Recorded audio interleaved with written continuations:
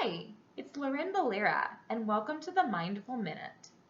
Mindful Minutes are going to be short videos providing you with tips you can use in a matter of minutes to help implement into your daily practice. And mindfulness basically helps you to stay calmer, helps you to stay more focused, and paying attention better in your day-to-day activities.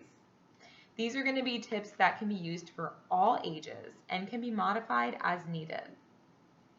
Today, we are going to be talking about how to calm your glitter. And in order to do that, I have my two friends here, two of my favorite glitter bottles that I had available right now. So there's two ways that I like to use these. You've probably seen these before. People refer to them as sensory bottles, glitter bottles, calm down bottles, etc. And I'm going to go over the two ways that I like to use these. The first way is simply as a coping skill. So maybe depending on who's watching, if you are a parent or a teacher, maybe you have a calm down area for when the children are stressed that they can just go to and have things that relax them. This is a great thing to have in your calm down area. Or, if you're a student or a child, maybe this is something that you ask your parent that you can have and you can make one together. Or if you guys want to purchase one from me, I'll put the link at the bottom. So basically all you do is just shake it up and then you watch everything settle.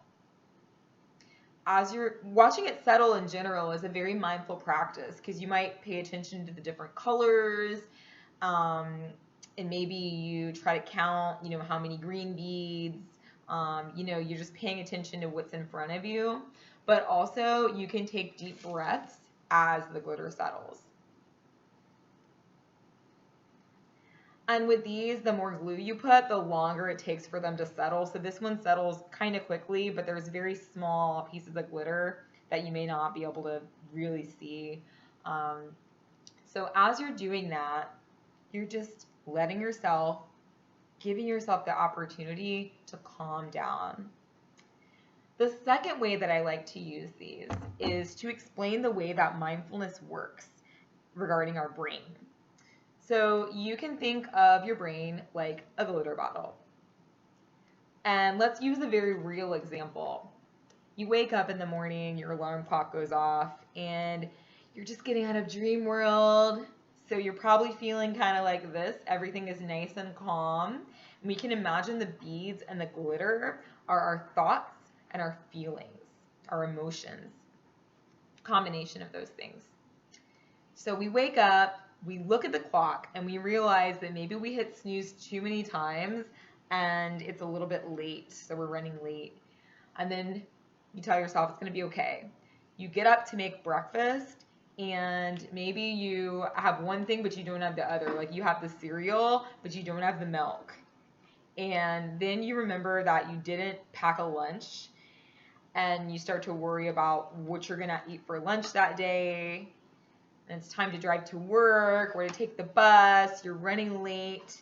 Everything is just kind of like going wrong. We've all had those days, right?